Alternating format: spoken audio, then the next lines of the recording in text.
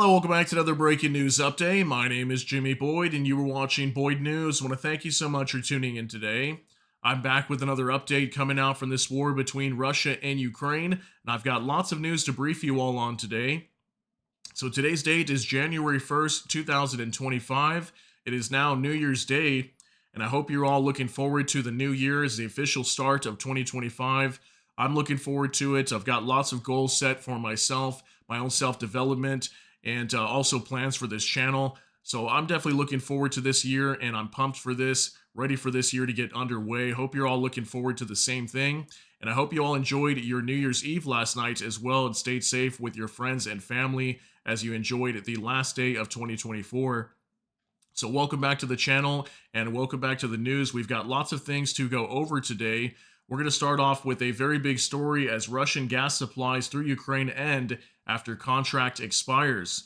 You can see here on your screen also, Ukraine has halted the transportation of Russian gas supplies through the country after a pre-war transit deal expired at the end of last year, the nation's energy minister confirmed. Okay, so as of today, January 1st, 2025, Russian gas is no longer transiting through Ukraine. Ukraine announced weeks back that they were not going to be renewing this deal to allow Russian gas to transport through Ukraine over to Europe. So this is very big, okay? Russia's going to take somewhat of a hit economically. It shouldn't be too bad for them, but I believe they will take an economic hit. Ukraine will as well, okay? They were making money off this transiting of gas through their country also, but apparently the U.S. is going to pick up for that or something like that is what I'm hearing. The U.S. is backing them a lot in terms of their economy, so it shouldn't be affecting them a whole lot as they do have a lot of support from the West right now. But there is going to be a few countries that are going to be majorly affected by this. Slovakia and also Hungary majorly impacted by the halting of the Russian gas through Ukraine. The Slovakian Prime Minister appears to be very upset by that. He's been voicing his concerns and his opinions to Vladimir Zelensky recently. So we'll talk about some of the things that he's complaining about. His name is Robert Fico or Fico. I'm not sure how to pronounce his last name. The Slovakian Prime Minister, and also Transnistria today cut off from Russian gas also, okay? That's a breakaway region inside of Moldova that is Russian controlled, all right? So they no longer have gas at all, and none of the officials there apparently know how to solve the problem, and people are going to be freezing over there, okay? They no longer have heating also, okay? So very big deal in terms of certain countries over here in Eastern Europe that are going to be affected by the halting of this Russian gas. So we're going to talk about all these details today. We also had reports that Kyiv was being heavily hammered last night with Russian drones. I think 111 drones were targeting Kyiv over the nighttime. Lots of damage to report over there today, considering yesterday we had a major missile attack and there was really not a whole lot of information coming out. But last night, pretty massive amounts of damage inside of Kyiv to report. So we'll go over that as well. So let's go ahead and jump into this, guys. We've got this report here from The Hill. Ukraine stops transport of Russian gas to Europe. This is coming out today, January 1st, 2025. It says down here, Ukraine has halted the transportation of Russian gas supplies through the country after a pre-war transit deal expired at the end of last year. The nation's energy minister confirmed. Ukraine Minister of Energy Herman Halushenko said Wednesday morning on the Telegram messaging app that the transit was stopped in the interests of national security. This is a historic event. Russia is losing markets and will incur financial losses. Europe has already decided to phase out Russian gas, and this aligns with what Ukraine has done today, Halushenko said, according to a translation by the Associated Press. Russia's Gazprom said in a statement that Kyiv's refusal to extend the deal means the majority state-owned energy corporation has no technical or legal possibility of sending gas through Ukraine. Transportation stopped at 8 a.m. Moscow time, Gazprom said. Even as Russia's war against Ukraine began in 2022, Russian natural gas flowed through the country's pipeline network, established when both nations were part of the Soviet Union, to Europe under a 5-year deal. Ukraine collected transit fees while Gazprom earned money from the gas. Nearly 40% of the European Union's pipeline natural gas was supplied by Russia before the war. When the fighting got underway, an energy crisis in Europe followed. Since Russia cut off most supplies through other pipelines, Europe has since outlined plans to completely eliminate Russian gas imports by 2027. Okay, so it looks like Europe is going to try to get out of Russian gas completely within the next couple years. Okay, so that's very big. We know that Europe is moving that direction, and pipelines have been shut down. We also had the Nord Stream that was blown up a few years back, also. So they are pulling away, excuse me, from Russian gas. So now we're going to hop on over to X, and I've got some things I want to show you over here regarding this situation from independent news. Then we'll also move on to talking about the strikes inside of Kyiv last night, okay? So let's hop on over to X now. We've got this report from Alternative News. Ukraine cancels gas transfer to Europe. Russia has officially seized gas transit through Ukraine as of 8 a.m. Moscow time on January 1st, confirming the expected end of contracts that have been in place since 2019. The damage to Gazprom is small, but the damage to Slovakia and Hungary is large. That is likely the reason why the U.S. planned the cut, to punish these two countries as they refuse to buy U.S. liquefied natural gas. Ukraine also suffers bigly as they lose billions per year. They don't need that money, they say. The U.S. delivers that bounty. The U.S. strategy is clear. As long as Hungary and Slovakia are punished, all is well. So let me know what you think. Do you think that a large reason for this, for the oil being halted through Ukraine, do you think it's to punish Hungary and Slovakia, as both those countries being NATO members? They're heavily relying on Russian gas, okay, and they've been refusing to switch over to liquefied natural gas, for example, coming from the United States or other sources. So maybe this is an attempt to punish them. Let me know what you think down below. But I wanted to share that for you as this was being talked about on independent news today on X.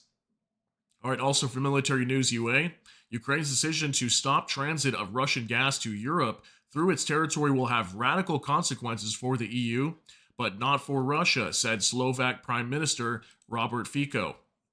So this is him right here meeting with Vladimir Putin at an earlier date. And yeah, this was a statement coming out from him recently, him stating that the consequences will be there for the European Union, but not so much for Russia. Why would Ukraine do this? He's very upset by this decision from Ukraine, because obviously their country heavily relies on Russian gas for their needs. Maybe they shouldn't have relied on Russian gas. I mean, Europe's been warning for a long time that they were going to start pulling away, and maybe this is an attempt to force Hungary and Slovakia away from Russian gas, okay? So moving on to another update from Tomi, who is a major supporter of Ukraine, Fico and Orban. Today, Ukraine made all of your Russian bootlicking useless. No more Russian gas, no more you funding the Russian invasion. You ruined your country's reputation for nothing, sided with the enemy, and now enjoy the consequences. So let me know what you think. Do you think that Hungary and Slovakia should have made a decision much sooner to pull away from Russian gas until the very end, where Ukraine essentially cut them off from this gas? This was a statement coming out from Tomi today. And again, Tomi being a very big supporter of Ukraine, so that's why he's speaking this way. So let me know what you think of that down below. Also from Jurgen Audit in Transnistria, central heating was turned off after the Russian gas supplies were stopped, according to RosZMI. I'm not sure if it's RosZMI or Rosmi. The streets are completely empty. There are no people.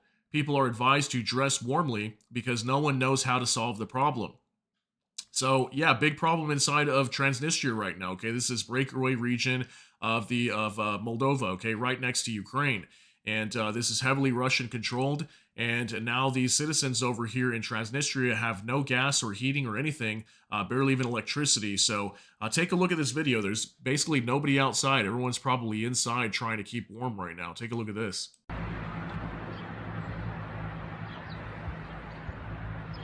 А где все?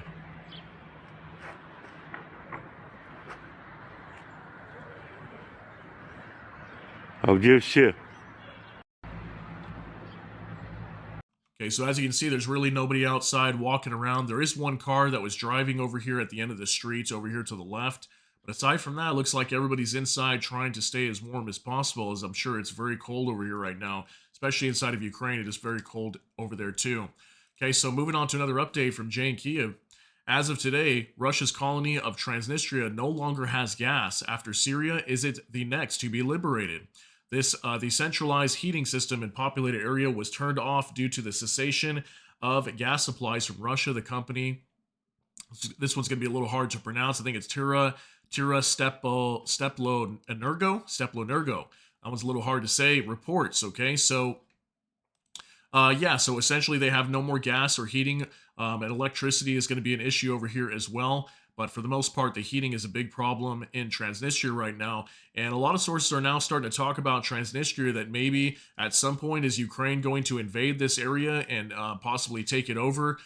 Maybe it's a possibility. I'm not sure if we'll see that in the future, but could it be the next spot, a hot spot that is Russian controlled, that might be taken over? I think it's very possible we could see an offensive, and we have been hearing recently that Ukraine is planning to launch offensives, and this would be the time to do it while the Transnistria region is weak right now. Okay, as they have no Russian gas coming there anymore, so we could potentially be seeing that very soon. Also, moving on to another update from Radoslaw Sikorski. He is the Minister of Foreign Affairs for Poland. This was his statement on the Russian gas supplies being cut today. Putin spent billions building Nord Stream to circumvent Ukraine and blackmail Eastern Europe with the threat of cutting off gas supplies. Today, Ukraine cut off his ability to export gas direct to the EU. Another victory after the enlargement of NATO by Finland and Sweden. Okay, so major statement coming out from Radoslaw Sikorski today. That's what he had to say in regards to the gas supplies being cut off to Europe through Ukraine. Okay, so major statement today from him. Also from Jay in Kyiv, with today's final cutoff of Russian gas transit through Ukraine, a true blockade of Russia's pipeline income is only a few missile strikes away. Blue circles are the last remaining routes, all within striking distance for Ukrainian armed forces' homegrown missile arsenal. So take a look at this, guys. This is something interesting to think about also. All these X's right here, these are the three pipelines inside of Ukraine that are all halted, okay? So Russian gas is no longer to be transporting from Belarus, and also two other pipelines coming from Russia cut off now. And then we have the Nord Stream pipeline over here that was destroyed, right? So there's technically just three more pipelines running over to Eastern Europe. And if Ukraine destroys these three right here, this would be a complete blockade of Russian gas to Europe as a whole, okay? So I think this could be a possibility of something we see next. We might be seeing some strikes. I mean, we did report a few days ago that Ukraine reportedly attacked the Druzhba pipeline inside of Russia recently. I think that was in the Bryansk region or something like that. That it supposedly came under attack. I don't think it was actually destroyed, but there was a building nearby that was supposedly hit. So we might see Ukraine doing that here very soon. Maybe they will try to completely blockade Russian gas as a whole going over to Europe. So be looking forward to that, okay? That could be happening very soon also. And take a look at this from David D. But wait, I thought Ukraine stopped the transit. Okay, and he says, LOL, so laugh out loud, right? So this was a report coming out today from RT, which is a Russian controlled news outlet, and it says here Russia halts gas supplies to EU via Ukraine. Slovakia has threatened to cut electricity to Kyiv following the suspension, and it says right here Russia's officially seized gas transit through Ukraine as of 8 a.m. Moscow time on January 1st, confirming the expected end of contracts that have been in place since 2019. Russian energy giant Gazprom announced the halt after negotiations to extend the transit agreements with Ukrainian companies. Naftogaz and the gas transmission system operator of Ukraine fell through. Okay, so they're kind of just saying here, the way that I understand this, they're not really giving Ukraine credit for cutting off the Russian gas. They're kind of saying as if they decided to do this. So that's why David D is saying that. But wait, I thought Ukraine stopped the transit. Okay, so Russia's refusing to, at least RT is, that is, RT is refusing to admit that Ukraine was the one that cut off these supplies, not necessarily Russia. So I thought that was interesting coming out today that I'd show you guys. All right, now we're going to move on to these attacks that are happening, or did happen, excuse me, inside of Kyiv. Kyiv definitely got hit hard late last night, early into the morning. This is from Ukrainian Review. Kyiv on the first day of the new year, the enemy attacks the capital. There is destruction in two districts. Pechersky, district, there was partial destruction of 4 to 6 floors of a residential building and a fire on 4 to 5 floors of an area of 70 square meters. One woman was rescued. The fire has now been localized and liquidation work is underway. There was also a fire on the roof of a nearby non-residential building. The fire is currently being localized. 75 rescuers and 19 units of fire and rescue equipment are working at the scene. And also the Svyatoshinsky, that's a hard one to say too, district, there was destruction of garages and a fire of an area of 20 square meters. There are 10 rescuers and 2 units of fire and rescue equipment working at the scene. Okay, so we do have some reports that I think two people unfortunately lost their lives in these attacks from these Shahid drones coming into Ukraine last night. This is some of the damage and the rescue workers that were trying to put out the fires that were caused due to these drones that were striking residential buildings in Kyiv. We can see, looks like this building took a major hit. We've got lots of rubble here on the ground and a fire there in the background.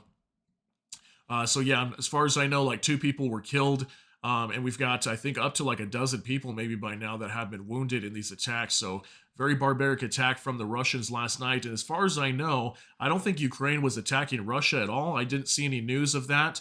Maybe it's possible Ukraine could have launched an attack, but isn't that interesting that on New Year's Day, the Ukrainians, from what I understand, based on the evidence and news that I've seen come out today, I don't think Ukraine attacked Russia, but Russia attacked Ukraine on New Year's Eve. So very sad, right? Also from the Ukrainian Review again, Kyiv 2 killed and 7 wounded. Kherson 23-year-old volunteer killed and 4 people wounded. So here's some more pictures coming out showing damage. This was a before and after picture of this building as it took a direct hit. Here's another building also getting struck here on the top. Looks like some sort of apartment building or something like that inside of Kyiv. Here's some more damage outside on the street. This was from a lot of the debris after this building up here took that direct hit. And also one more picture there to show you also, okay? So from what we understand too, there was lots of like landmark buildings. I believe this could be one of them. Historical buildings that were also struck last night with these drones. So here's another report also from Anton Gerashenko. On New Year's night, Russia launched 111 drones on Ukraine, and Kyiv top floors of a residential building were partially destroyed and a fire occurred. At least 6 people injured in Kyiv from Russian attack, according to the Kyiv mayor. Okay, so this picture we actually already saw, but I pulled up this post here from Anton Gerashenko as he's stating that 111 drones were fired into Ukraine last night. Okay, not many sources were indicating how many drones were actually fired. Even some of the updates that we have of how many drones were brought down by the Ukrainian air defense teams, they didn't even claim apparently how many drones came into the country. So according to Anton Gerashenko, there was 111 drones fired onto Ukraine last night. Okay, here's another picture also from Max 24. Today, one of the Russian UAVs strike near the presidential office. That's kind of scary, right? So major damage here also to this building. Look at all this rubble on the ground after this building took a direct hit from these Shahid drones fired from Russia, okay? So we also got this video here from Jane Kyiv, Russians bombing Kyiv for New Year's morning. Okay, take a look at this also. Just a quick 4-second clip that continues looping, but we can see some major damage was caused over here in Kyiv last night. We can see lots of smoke after direct hits from Russian Shahid drones. Now, as far as I know, I don't think there was any missiles that were used last night. I haven't seen any of that information, but if we do get that information that comes out later, I will let you guys know if there were missiles that were fired. So it makes me think that there was missiles that were being used, as we saw lots of hits inside of Kyiv today, but most of the damage appears to be from Shahid drones. Here's another one from Anton Gerashenko. The body of a woman was found in the residential building in Kyiv that was damaged by the Russian drone attack. According to the Kyiv military administration, at least 6 people were injured, says the Kyiv mayor. So here's more damage to another apartment building. As we can see, a major fire broke out here also. And look at that huge hole in the side of this apartment building, okay? Lots of damage here, windows being blown out. Very sad situation. One more here from War Translator Dmitry. Kremlin regime randomly shelled Kyiv again today, killing a woman and injuring many. Okay, so here's some more photos coming out. Looks like somebody was injured here, being taken over to the hospitals inside of Kyiv. Look at the massive damage here that we can see in the middle of this street. Fire crews here working to put out the blaze if there's any fires nearby. And also rescue people that could be trapped under any rubble potentially too. Here's another photo from another angle of this apartment building that got struck as well. And one last photo there that we've seen already, okay? So moving on to another update from Ukrainian Review. Sersky came to the military in the cursed direction. We will continue to destroy the occupiers, and it does not matter what kind of passports they have, Russian or North Korean. The fight continues, he added. Okay, so that was a statement coming out from Oleksandr Sersky, the commander of Ukraine's armed forces. And he visited the Kursk region today, okay? So this was photos from him during his visit, meeting with probably some of the other commanders and officers of the Ukrainian military. Here's some pictures here also of him. Okay, and then we've got another update also from Max 24. Enemy losses in Kursk region amounted to over 38,000 personnel and over 1,000 units of equipment, according to Sersky. Okay, so this statement came out from him today while he was visiting the Kursk region, and he claims that 38,000 Russian personnel and over 1,000 units of equipment have been destroyed or casualties that Russia has taken during this fight over in the Kursk region. That is an absolutely massive amounts of personnel if that happens to be true. 38,000 is quite a bit just in the Kursk region alone, okay? And this is inside of Russian territory, not inside of Ukraine. So far, the fact that Ukraine is still holding on to the Kursk region, it appears to be working and alleviating at least some pressure from the Eastern Front. So it appears to be somewhat effective so far, okay, from what we've seen. All right, also now on to Special Kherson Cat. North Koreans wounded on the Kursk front in the Moscow hospital. Okay, so these are some new photos coming out. Allegedly, these are North Koreans that were inside some of the hospitals inside of Russia that were wounded in the Kursk region. Okay, so this is, I think, just the same gentleman here. Might be some different ones. And these are reportedly North Korean soldiers, okay, that were wounded. It looks like they may have even lost their legs in battle. So here's some photos here coming out that were just being shared today on X. So very interesting, okay? We've been seeing lots of photos in regards to North Korean soldiers recently at some of the hospitals. Also from War Monitor, pictures from the Eastern Front Line on New Year's. The fight continues. So check out some of the new photos from the front line, most likely in eastern Ukraine. You can see there's snow over here on the ground. Here's a machine gun that Ukraine has set up there. And here's some of their soldiers as they're trying to keep warm. They built a little fire over here. They've got some drinks and are waving to the camera saying Happy New Year to everybody, okay? So moving on to another update from Max 24. Bavovna in Zankoy, air alert in Sevastopol, and Crimean bridge is closed, okay? So this report was just starting to break today in the last few hours. And we're hearing some reports of explosions inside of Crimea once again. I don't have any further updates really just yet, but multiple sources sharing that looks like Crimea came under attack again. Take a look at this from Military News UA. Explosions reported in temporarily occupied Crimea. Okay, this also coming out earlier this morning, January 1st, 2025, right around 5 a.m. this morning, my time. That would have been Pacific Standard Time. So roughly about 4 or 5 hours ago was when these reports were coming out. And it probably would have been like late in the evening over there in Ukraine or in Crimea. So it looks like the Ukrainians may have launched another attack into Crimea again. And they literally just attacked them. What was it, yesterday, I think? That we had that report of that the Russian helicopters that were shot down, or at least one of them were. I actually have an update regarding that in just a moment. All right, Bliskovka reports the main intelligence directorate of the Defense Ministry of Ukraine conducted a cyber attack on the Russian oil company Lukoil, which supports the Russian army, intelligence sources told the public. The attack caused inconvenience and damage to commerce as people were unable to purchase goods due to payment failures. All right, so it looks like Ukraine launched another major cyber attack, now this time on the Russian oil company Lukoil. Okay, and they say there that this company does support the Russian army directly, which is why they targeted this in a cyber attack. So, lots of attacks inside of Russia recently, sabotage events, railways being hit and destroyed. We've been seeing actually a lot of cargo trains being set on fire over the last couple weeks. Now a major cyber attack from Ukraine's main intelligence directorate, okay? All right, now this update regarding this helicopter that was shot down yesterday with a Magura V5 naval drone from Ukraine off the coast of Crimea. We have this report from Null Reports. Russian channels such as Russian aviation-related fighter bomber report on the losses after Ukraine's naval drone attack. Not one, but two Mi-8 helicopters were shot down. Both crews likely got killed as well. We haven't lost so many of our best guys at once since 22. Okay, I think he means 2022 fighter bomber ads.